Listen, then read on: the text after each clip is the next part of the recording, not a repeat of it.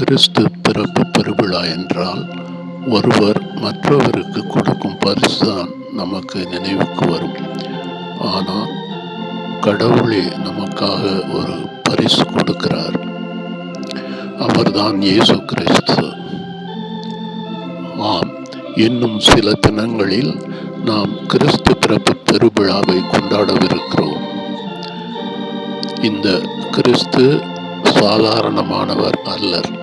மாறாக தொடக்கத்தில் இருந்தே கடவுளோடு கடவுளாக இருந்தவர். இவர் வார்த்தையானவர். இப்படிப்பட்டவர் மனு உருவெடுத்து நம்மிடையே குடிகொள்கிறார்.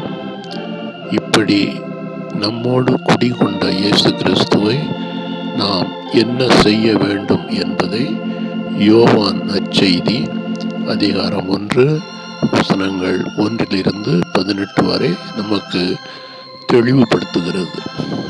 அதாவது, அவரிடம் நம்பிக்கை கொண்டு அவரை ஏற்றுக்கொண்ட ஒவ்வொருவருக்கும் அவர் கடவுளின் பிள்ளைகளாகும் உரிமையை அளித்தார் என்கிறார் யோவான்.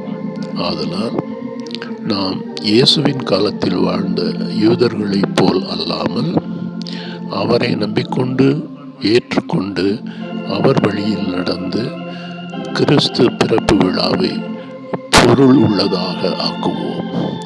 அனைவருக்கும் இனிய கிறிஸ்துமஸ் வாழ்த்துக்கள்.